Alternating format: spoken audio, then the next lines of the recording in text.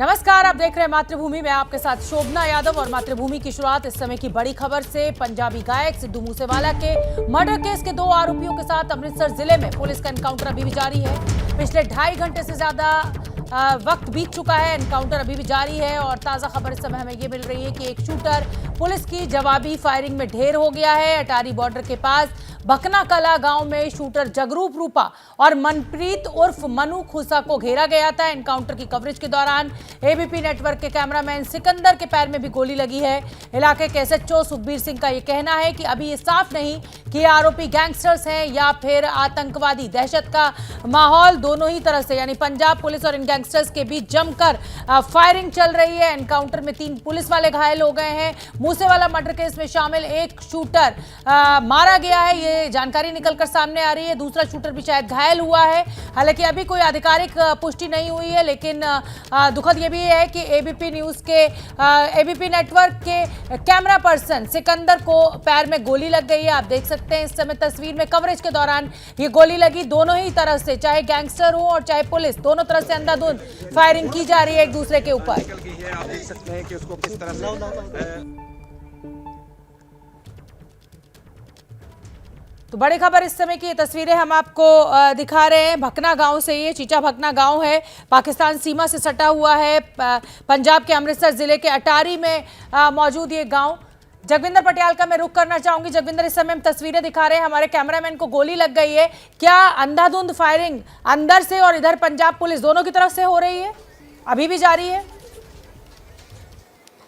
देखिए, पंजाब पुलिस की तरफ से बहुत ज्यादा फायर किया जा रहा है और कुछ ग्रेनेड भी मारे गए हैं। और ये इसलिए मारे गए हैं कि जो खेतों के बीच में बना हुआ घर आप तस्वीरों में देख रहे हैं, एक बदमाश के मारे जाने के बाद दूसरे बदमाश ने जख्मी होने के बाद अपने आप को इस घर के अंदर बंद कर लिया है। तो पुलिस ग्रेनेड मारकर अंदर घुसने की कोशिश कर रही है। वो भी जख्मी है, उसके पास पिस्टल है, ऐसा बताया गया है सीनियर अधिकारियों की तरफ से मुझे। यानी 2 लोग थे, 2 में से एक मारा गया और एक अभी घायल है और उसको न्यूट्रलाइज करने का काम पुलिस वाले कर रहे हैं। पर ग्रेनेड का भी इस्तेमाल किया जा रहा है।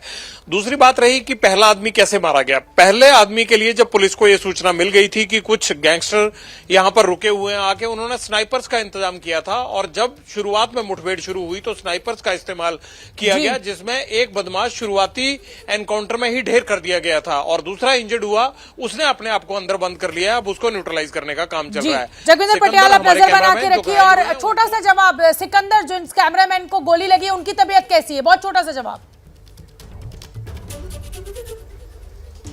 उनको हॉस्पिटल में भर्ती करवा दिया गया है, वहां उनका इलाज चल रहा है। बहुत बहुत धन्यवाद जगविंदर। लेकिन आप बने रहिए हमारे साथ, इस बड़ी खबर पर हमारी नजर बनी हुई है। इस समय की बड़ी खबर यही है कि अटारी बॉर्डर के पास भकना कला गांव में शूटर जगरूप रूपा और मनप्रीत उर्फ मनु खुसा को पुलिस के द्वारा घेरा गया। एक शूटर को ढेर कर दिया गया है, दूसरा घायल है। जगविंदर पटियाल ज्यादा जानकारी लिए हुए हमारे साथ जुड़ रहे हैं। जगविंदर, आप बता रहे थे कि पंजाब पुलिस की तरफ से ग्रेनेड का भी इस्तेमाल किया गया है, अंधाधुंध फायरिंग भी की जा रही है, एक शूटर के मारे जाने की भी खबर है। इस समय का क्या ताजा अपडेट? मुझे लगता है शोभना, दूसरा शूटर भी मारा गया है, क्योंकि जिस बिल्डिंग में घायल दूसरा शूटर छिपा हुआ था उसकी छत पर अब पुलिस ही पुलिस दिखाई दे रही है।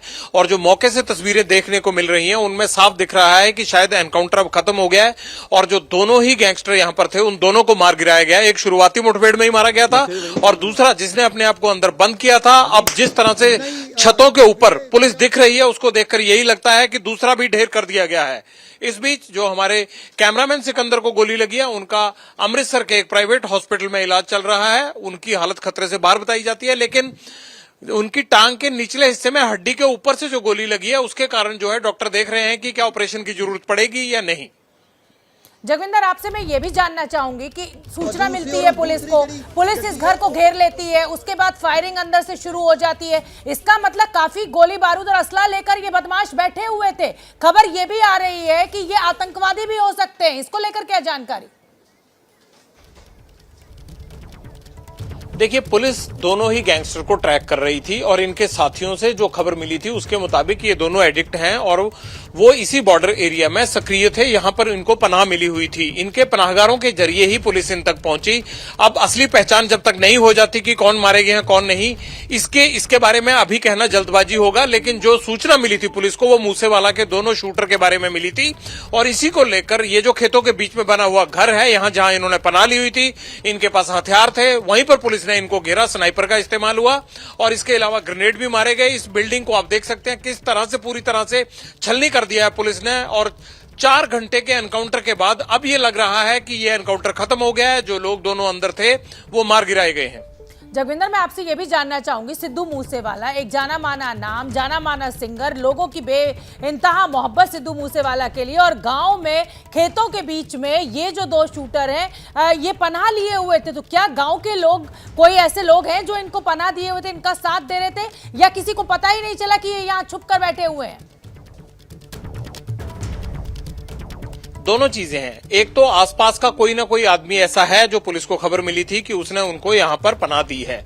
दूसरी बात, गांव वालों ने ही ये नोटिस किया कि पिछले कुछ दिन से कुछ अजनबी लड़के जो इस गांव के रहने वाले नहीं हैं वो इस प्रॉपर्टी के आसपास देखे जा रहे हैं। तो उनको ही पुलिस ने ये पुख्ता जानकारी दी, जिसके बाद आज ट्रैप लगाया गया और पुलिस ने इनको यहां घेरा। तो एक जो गैंगस्टर्स के पनाह देने वाले थे वो भी यहीं आसपास के इलाकों में रहने वाले हैं और ड्रग ट्रेड में इन्वॉल्व हैं और गैंगस्टर्स के साथ जो है वो उनकी एसोसिएशन है। और दूसरा, जो गांव वाले हैं उनकी भूमिका अच्छी रही और उन्होंने पुलिस को बताया कि इस तरह के लड़के यहां आकर रुक रहे हैं, तभी ये एनकाउंटर हुआ। जगविंदर, मैं आपसे ये पूरा इलाका भी समझना चाहूंगी। आप बता रहे हैं कि गांव है, खेत के बीच में ये घर बना हुआ है। गांव से जहां रिहायश है वहां से ये लगभग कितना दूर होगा?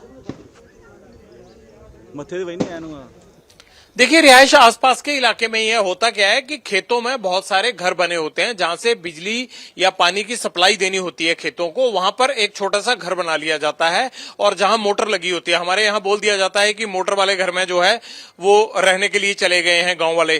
तो होता क्या है, जब फसल का सीजन आता है तो वहां पे जाकर ये रहने लग जाते हैं ताकि बार बार आना जाना ना पड़े। ये इलाका अटारी का जो घरिंडा पुलिस स्टेशन है, जो आखिरी पुलिस स्टेशन है पंजाब का, वो घरिंडा है। वहां से 3 किलोमीटर दूर जब हम बाईं तरफ अटारी से चलते हैं तो वहां जाकर ये भकना कला गांव आता है। सोहन सिंह भकना का गांव था ये, और उसी गांव के खेतों में ये लोग इस मोटर पर रह रहे थे जहां खबर मिलने के बाद पुलिस ने इनको घेरा। एक तरनतारन का ही रहने वाला है जो शूटर था और दूसरा मोगा का रहने वाला है, और ये दोनों ही वांटेड थे सिद्धू मूसेवाला के मर्डर केस में पुलिस को। मैं ये भी जानना चाहती हूँ जगविंदर, इसलिए क्योंकि दर्शकों की दिलचस्पी है, लोग मुझसे ट्वीट कर पूछ रहे हैं ये खेत किसका था, जिस खेत में ये घर था, क्या उस आदमी को भी गिरफ्त में ले लिया गया है? क्योंकि जाहिर सी बात है इन गैंगस्टर्स का तो ये खेत होगा नहीं, ये खेत किसी का होगा, घर किसी का होगा, मालिक कोई और होगा। कैसे ये यहाँ पर रह रहे थे? देखिए, पहले जब एनकाउंटर खत्म हो जाता है उसके बाद जो है ह्यूमन राइट कमीशन को इसकी सूचना दी जाती है, लाशों को पोस्टमार्टम के लिए ले जाया जाता है। जिस आदमी का घर है वो भागकर कहां जाएगा, वो भाग थोड़ा सकता है। वो तो पूरे गांव को पता होता है कि किसका घर है, किसने यहां रखवाया। अगर घर वाले का कोई लड़का इनके साथ मिला हुआ था उसको भी पकड़ा जाएगा। जाहिर सी बात है कि जिनका घर है उनको इस बात का सवाल का जवाब देना पड़ेगा कि कैसे ये लोग हथियारों के साथ यहां रह रहे थे। ये भी आरोपी होंगे, जिनकी ये प्रॉपर्टी थी उनके खिलाफ भी पुलिस कार्रवाई करेगी। लेकिन जो भी ट्वीट कर रहे हैं उनको ये समझना चाहिए कि अभी जो बेसिक कार्रवाई चल रही है, पहले तो इनको मारना सबसे बड़ा काम था। घर वाले के मालिक को तो जो है वो थाने में बिठा लिया गया होगा अब तक। तो ये सब काम होते हैं, लेकिन एनकाउंटर एक बड़ी कार्रवाई होती है, उसकी अपनी कानूनी पेचीदगियां होती हैं, पहले उनको निपटाया जाता है। इन्होंने कहां जाना है, इन गांव के लोग होते हैं, इनको जो है पुलिस इनके खिलाफ मुकदमा दर्ज करेगी, जाहिर सी बात। बिल्कुल बिल्कुल जगविंदर, लेकिन ये सवाल इसलिए भी वाजिब हो जाता है ना कि भाई ऐसे कौन लोग हैं, ऐसे पुलिस से ना डरने वाले लोग हैं जो पनाह दिए हुए हैं इन गैंगस्टर्स को अपने खेत में, अपने घर में। उनका क्या रिकॉर्ड है पुलिस में? क्या वो भी हिस्ट्री शीटर्स हैं, उनके खिलाफ भी कोई मुकदमे, या ऐसे ही नॉर्मल से लोग हैं और उन्हें डरा के उनके घर में ये लोग छुपे हुए थे? क्योंकि ये सवाल बहुत अहम हो जाता है। देखिए, डराकर नहीं होता है कभी भी। अगर हथियारों के साथ कोई लोग रुके हैं तो या तो धोखे से रुके हैं। कई बार क्या होता है कि जिसका घर होगा उसके बेटे की, उसके बेटे के रिश्तेदार की, या उसके बेटे के आगे किसी दोस्त की इनसे जान पहचान होगी और धोखे में बोल देते हैं रह के कि कुछ दिन के लिए यहां रुकना है। या फिर जो ये एडिक्ट होते हैं, तमाम ड्रग एडिक्ट होते हैं, इनकी झुंडरियां होती हैं, या जो गैंगस्टर होते हैं जो जेलों में बंद हैं वो पनाह मुहैया करवाते हैं। तो ऐसा नहीं है, इनके पूरी देश भर में इनके अड्डे रहते हैं, ठिकाने रहते हैं। जो जेलों में बंद हैं वो भी सेफ हेवन और सेफ जो है ठिकाना मुहैया करवाने में मास्टर होते हैं। लॉरेंस बिश्नोई और उसके गुर्गे यही काम करते हैं। तो ये किसी ना किसी के साथ कोई ना कोई कनेक्शन जरूर निकलेगा, लेकिन ये सेकेंडरी इन्वेस्टिगेशन है। फर्स्ट इन्वेस्टिगेशन है जो लोग यहां आकर रुके, पहले उनको न्यूट्रलाइज किया जाए, पहले उनका पोस्टमार्टम करवाया जाए, उसके बाद ये देखा जाएगा कि ये कब से यहां रुक रहे थे और कौन कौन से ऐसे इनके अड्डे आसपास के इलाके में थे या ड्रग एडिक्ट्स के अड्डे थे जहां पर ये ये जाकर रहते थे या इतने दिनों तक छिपते रहे। ये तमाम चीजों की तस्दीक होगी, पड़ताल होगी। बिल्कुल ठीक है जगविंदर, आप बने रहिए। इस समय की बड़ी खबर एक बार मैं अपने दर्शकों को दोबारा बताना चाहती हूँ। जो सिद्धू मूसेवाला के मर्डर में शामिल जो शूटर्स थे, उनके साथ लगभग 2.5-3 घंटे तक एनकाउंटर चला और दोनों शूटर्स को न्यूट्रलाइज कर दिया गया, यानी मार गिराया गया। इसमें एबीपी नेटवर्क के कैमरामैन सिकंदर को भी गोली लगी। हालांकि उनकी स्थिति इस समय ठीक है, उनका उपचार चल रहा है, ऑपरेशन की जरूरत पड़ सकती है। लेकिन ये तस्वीरें इस समय हम आपको सीधी अमृतसर के उस गांव से दिखा रहे हैं जहां पर ये एनकाउंटर हुआ है। दोनों जो शूटर्स हैं उनको मार गिराया गया, ऐसी जानकारी मिल रही है। हालांकि अभी तक पुलिस की कोई ऐसी आधिकारिक बाइट हमें नहीं मिली है, लेकिन हमारे वरिष्ठ सहयोगी जो है जगविंदर पटियाल इस पूरे मामले पर नजर रखे हुए हैं। पुलिस तफ्तीश में जुटी हुई है, किसका ये घर था, कौन लोग थे, किन्होंने पनाह दी हुई थी, कब से ये यहाँ रह रहे थे। लेकिन जगविंदर पटियाल, अगर कोई भी एनकाउंटर पुलिस और गैंगस्टर्स के बीच में 2.5 से 3 घंटे चलता है तो इसका मतलब असला, बारूद, गोली बिल्कुल सफिशिएंट तरीके से उन गैंगस्टर्स के पास मौजूद थी जो ये पुलिस का इतनी देर सामना करते रहे। जाहिर सी बात है, 3 पुलिस वालों को गोली लगी है, एक के जो है वो 2 के टांग में लगी है, एक की छाती में गोली लगी है, 3 पुलिस वाले भी जख्मी हुए हैं। और जाहिर सी बात है कि जब शुरुआती दौर में फायरिंग शुरू हुई है तभी इन बदमाशों ने पुलिस को जो है वो चकमा देकर अंदर भागने के लिए हैवी फायरिंग की। लेकिन पुलिस ने बाद में न सिर्फ अतिरिक्त पुलिस बल बुलाया, कमांडो दस्ते बुलाए, बल्कि एक्स्ट्रा एम्यूनिशन और आर्म्स भी मंगवाए गए, ग्रेनेड भी मंगवाए गए। उसके बाद इनको न्यूट्रलाइज किया गया। अगर स्नाइपर का इस्तेमाल पुलिस ने शुरू में किया है तो जाहिर सी बात है कि पुलिस भी इस पूरी मुठभेड़ को हल्के में नहीं ले रही थी। लेकिन शुरुआती दौर में यह हुआ कि अगर किसी को जिंदा पकड़ लिया जाए तो 4 चीजें और पता लग जाएंगी। लेकिन बदमाशों ने जैसे पुलिस पर अंधाधुंध फायरिंग की, उसके बाद पुलिस ने भी अंधाधुंध फायरिंग की, ग्रेनेड भी फेंके और एक जो जख्मी बदमाश था वो अंदर छुप गया था जाकर, जिसको निकालने के लिए पुलिस को कोई नुकसान ना हो उसको न्यूट्रलाइज करने के लिए ज्यादा टाइम लगा। एक को तो शुरुआती दौर में ही ढेर कर दिया गया था स्नाइपर्स की ओर से। ठीक है जगविंदर, ये जो तस्वीरें लगातार हम अपने दर्शकों को दिखा रहे हैं, बिल्कुल हरे हरे खेत दिखाई दे रहे हैं, सफेद रंग का घर दिखाई दे रहा है, लेकिन ये काफी बड़ा घर दिखाई दे रहा है। मतलब मुझे लग रहा है कि ये 7-8 कमरे इसमें बेडरूम्स रहे होंगे, कुछ बैठकें भी रही होगी। बड़ा घर दिखाई दे रहा है। क्या ये जो तस्वीरों में घर बड़ा दिखाई दे रहा है ये इतना ही बड़ा है? जी हाँ, बिल्कुल इतना ही बड़ा है। ये होता क्या है कि खेतों के बीच में जो बड़े जमींदार होते हैं वो इस तरह के घर बना लेते हैं, क्योंकि जब भी फसल का सीजन आता है तो वो सारा कामकाज अपना वहीं से देखते हैं और यहीं से उनकी बिजली पानी की सब सप्लाई खेतों को जो जाती है उसका भी काम यहीं से होता है। तो खेतों के बीच में बना हुआ घर था। शोभना, एक दिक्कत और आई शुरुआती एनकाउंटर में। पुलिस को ये लगा कि कहीं जो आसपास जानवरों के चारे के लिए खेतों में जो ये चरी उगाई गई है इसके अंदर ना बदमाश घुस गया हो, क्योंकि वो जख्मी जरूर हुआ था लेकिन जख्मी होकर वो इस अंदर कमरे में चला गया था और किस कमरे में उसने अपने आप को बंद किया था ये पुलिस को पता नहीं लग पा रहा था।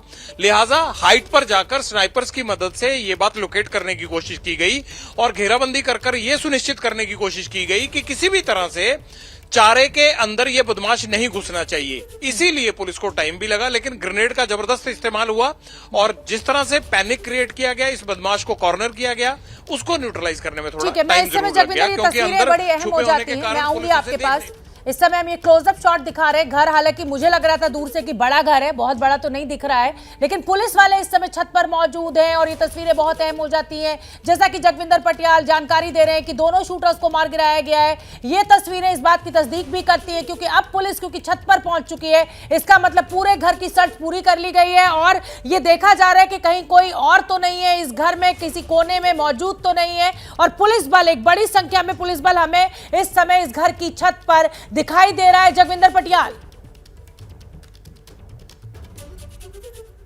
देखिए कमांडो दस्ते को आप छत पर देख सकते हैं। जब किसी भी ऑपरेशन को खत्म कर देते हैं, कोई भी ऑपरेशनल जो काम होता है वो खत्म होता है, तो उसके बाद पुलिस इसी तरह से छत पर चली जाती है और जाते ही इन्होंने पहले थम्स अप ऐसे दिखाया था, यानी यह है कि काम तमाम हो गया है, एनकाउंटर खत्म हो गया है। उसके बाद तमाम सीनियर अधिकारी अब इस घर का जो आगे सड़क पर गेट है उसके आसपास पहुंच गए हैं। पुलिस ने वहां भी घेराबंदी कर ली है।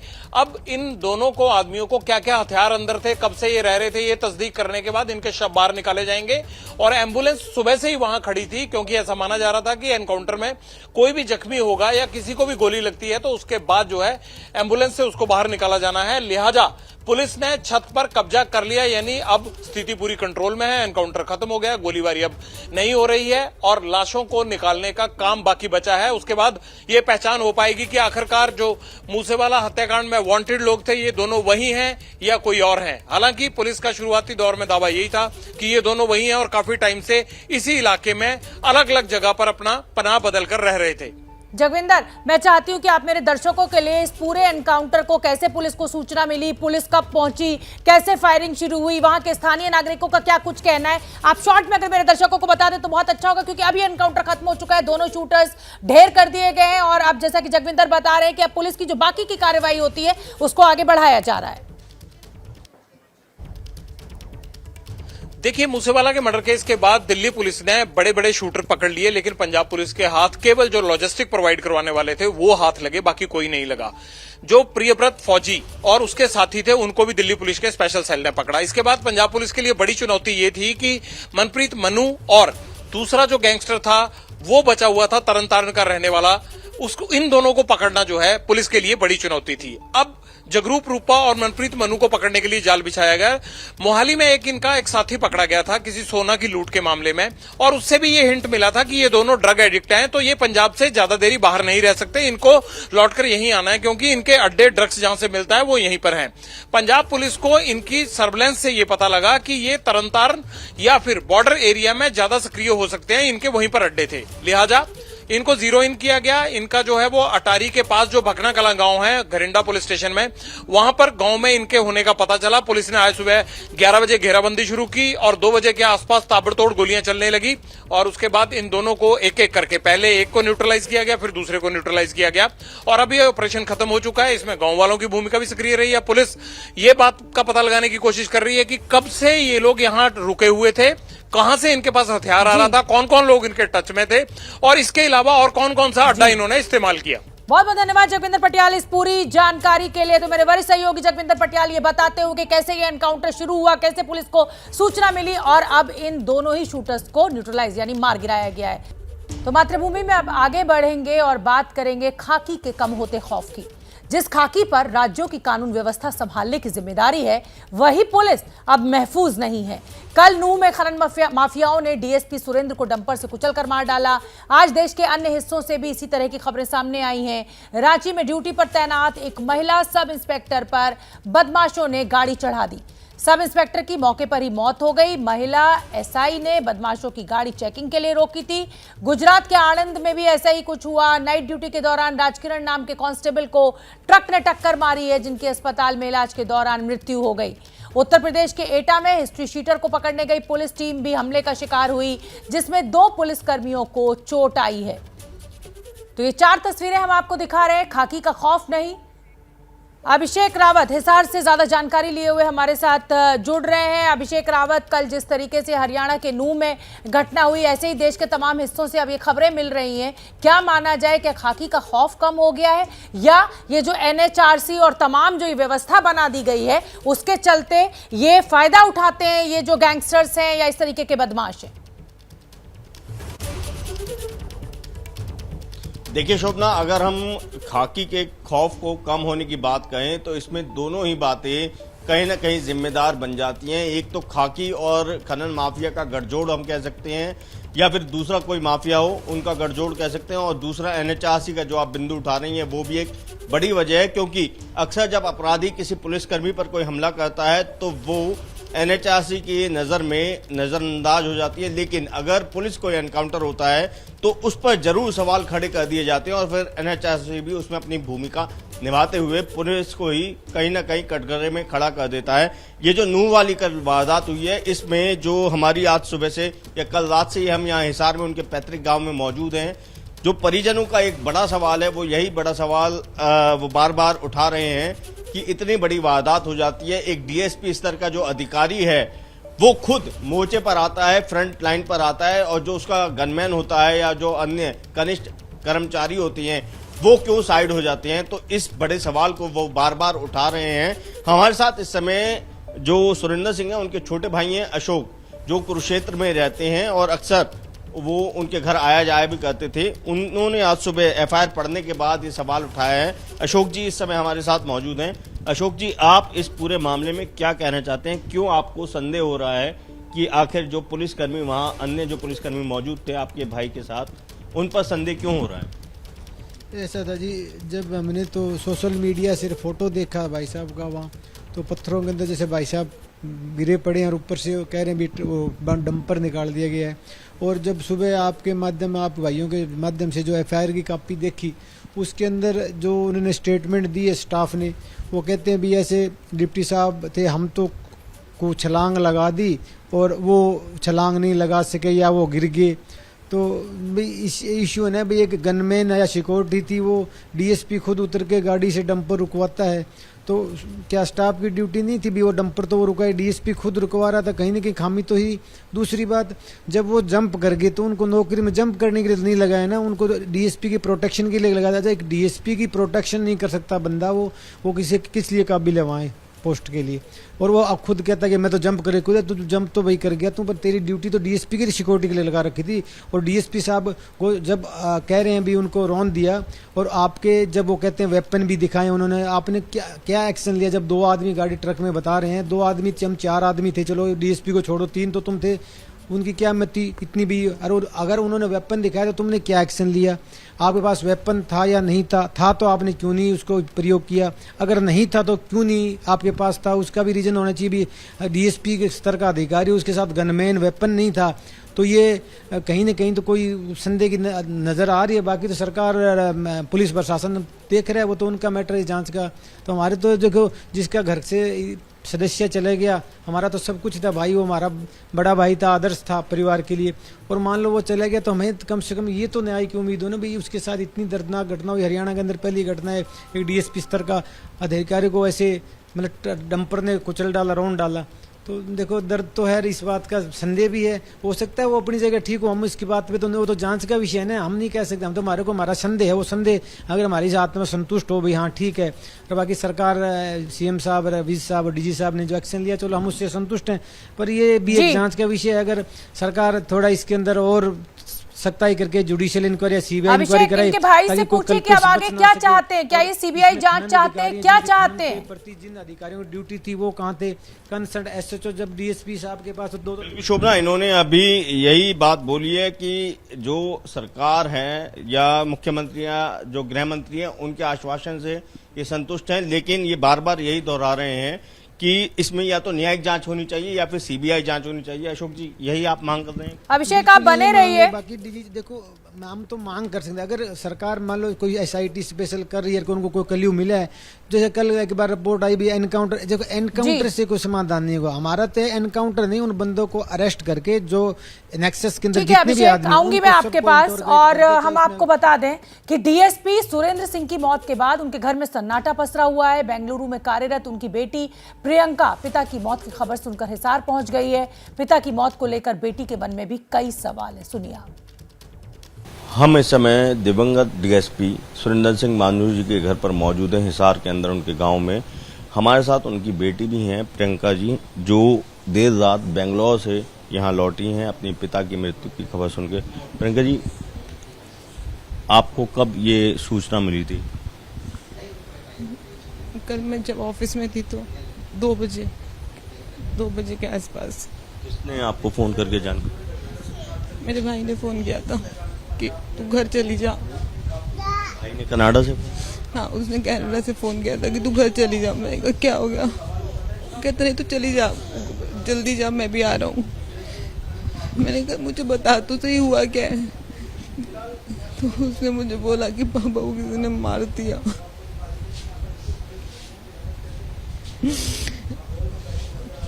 उसके बाद मुझे कुछ समझ ही नहीं आया। उसके बाद हम जितना जल्दी हो सके यहाँ पे आ गए।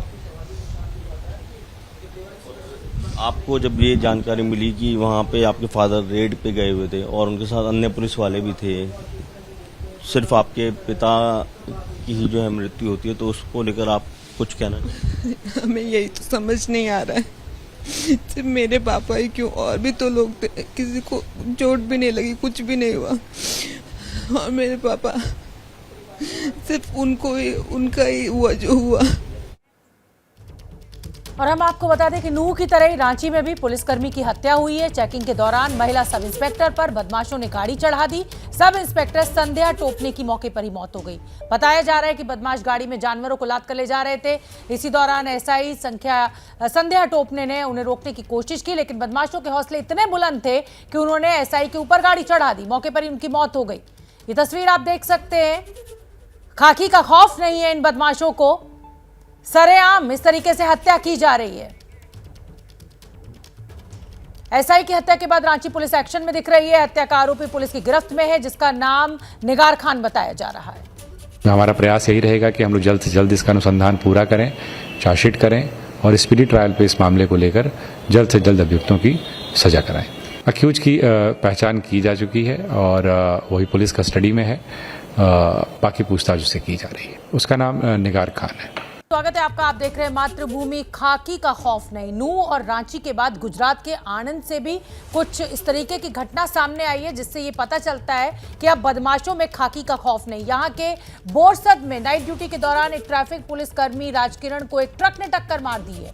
पुलिस कांस्टेबल इस ट्रक को रोकने की कोशिश कर रहा था। पुलिस कांस्टेबल की अस्पताल में मौत हो गई है।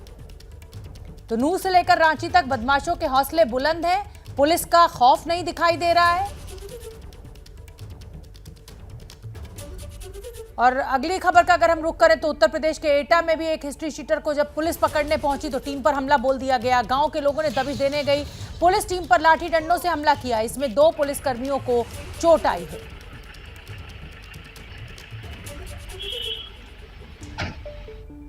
तो रांची में महिला एसआई को गाड़ी से कुचला। कल नूह में हरियाणा के एक डीएसपी के ऊपर डंपर चढ़ा दिया गया। आणंद में एक कांस्टेबल ने ट्रक को रोकने की कोशिश की, उसके ऊपर ट्रक चढ़ा दिया, उसकी मृत्यु हो गई। उत्तर प्रदेश में 2 पुलिसकर्मियों पर हमला बोला गया जब वो एक बदमाश को पकड़ने के लिए पहुंचे। गांव वालों ने लाठी डंडे से हमला बोल दिया। तो कुल मिलाकर जो संदेश जा रहा है वो ये कि अब बदमाशों को खाकी का यानी पुलिस वालों का कोई डर, कोई खौफ बचा नहीं है।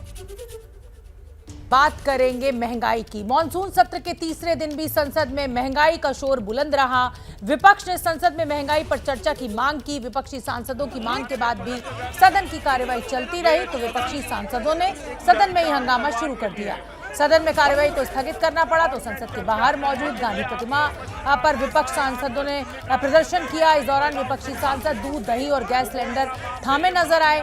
महंगाई के खिलाफ जम्मू में नेशनल कॉन्फ्रेंस ने भी विरोध प्रदर्शन किया तो वहीं तेलंगाना में टीआरएस ने महंगाई के खिलाफ हल्ला बोला। ये तस्वीरें आपके सामने। विपक्ष का हल्ला बोल महंगाई को लेकर, बढ़ते कीमतों को लेकर, जिस तरीके से जीएसटी लगा दिया गया है पैकेज फूड के ऊपर, सिलेंडर की कीमतें बढ़ती जा रही हैं, उसको लेकर संसद में अंदर और बाहर दोनों ही तरफ प्रदर्शन हुआ। जम्मू में नेशनल कॉन्फ्रेंस का विरोध, तेलंगाना में टीआरएस का धरना प्रदर्शन। और मैं चर्चा करने के लिए आपको पत्रकार के साथ। और जैसा कि मैंने आपको बताया कि महंगाई की गूंज हर तरफ सुनाई दी और महंगाई पर जो प्रदर्शन की गूंज है वो दक्षिण में भी बुलंद रही। तेलंगाना के मुख्यमंत्री के बेटे और उद्योग मंत्री केटी रामाराव ने भी केंद्र सरकार पर जमकर हमला बोला। लोग एमपीज जो है पार्लियामेंट में प्रोटेस्ट कर रहे हैं। आप भी लगातार जीएसटी के खिलाफ आवाज उठाते रहे शुरुआत से। कैसे आप क्या रिक्वेस्ट करना चाहेंगे हमारे वित्त मंत्री को, हमारे प्रधानमंत्री को? पहली बात तो यह है, मैं मोदी साहब को मुबारकबाद देना चाहता हूँ, बधाई देना चाहता हूँ, क्योंकि इतने बड़े विजनरी प्राइम मिनिस्टर तो कोई थे नहीं जिन्होंने जन्म से लेके मृत्यु तक किसी को भी नहीं छोड़ा जीएसटी में। तो इतनी बड़ी विजनरी गवर्नमेंट तो मैंने इससे पहले नहीं देखा। तो बस वित्त मंत्री को, प्रधानमंत्री को मैं बधाई देना चाहता हूँ। उनको बस यही बोलना चाहता हूँ कि आप पूरे हिंदुस्तान को बताइए पार्लियामेंट के जरिए, क्योंकि इतना बड़ा जो स्टेप है किसी ने पहले लिया नहीं। जबकि हिंदुस्तान 30 साल में सबसे हाईएस्ट इन्फ्लेशन में आज हिंदुस्तान है। जब common man of India, common citizen of India already ये जो प्राइस राइज हैं इसके वजह से बहुत तकलीफ में हैं, बहुत दुखी हैं, तो आप उस पर और बोझ डालने की क्यों कोशिश कर रहे हो? बस ये बता दें पार्लियामेंट के जरिए। 80 रुपए हैं हो चुके हैं डॉलर के मुकाबले। गैस की कीमतें 1000 रुपए से ज्यादा हैं तेलंगाना में। कैसे ये जो इन्फ्लेशन है, एक मिडिल क्लास कैसे इसको अफोर्ड कर रहा है? आप लगातार प्रोटेस्ट कर रहे हैं। प्रोटेस्ट के अलावा और क्या टीआरएस का फैसला है, कैसे आगे लेके जाएंगे? पहली बात तो यह है कि मोदी साहब को, हिंदुस्तान को माफ़ी मांगना होगा, क्योंकि उन्होंने खुद कहा था, याद होगा आपको, 2013 में 12 में गला फाड़ फाड़ के बोल रहे थे कि 50 रुपया हो गया है हमारा डॉलर के खिलाफ रुपया 50 रुपया हो गया है। तो मैं पहली बात तो इंडिया गवर्नमेंट से पूछना चाहता हूँ, पहले आप इस देश के जनता को जवाब दीजिए। तो विपक्ष का हल्ला बोल बढ़ती महंगाई को लेकर, बढ़ती सिलेंडर की कीमतों को लेकर, गिरते रुपए की कीमत को लेकर। जैसे ही घड़ी का काटा दोपहर 2:30 पे आए, बबीता जी का दिल सास बहू साजिश के लिए मचल जाए। और ये है इनकी बहू, पूरे दिन ऑफिस की टेंशन हो जाए गॉन जब ये करें अपना फेवरेट शो फ्री टाइम पे ऑन। इनकी तरह आप भी देखें अपना फेवरेट शो अपने टाइम पर और डाउनलोड कीजिए एबीपी लाइव ऐप अपने स्मार्ट टीवी पर।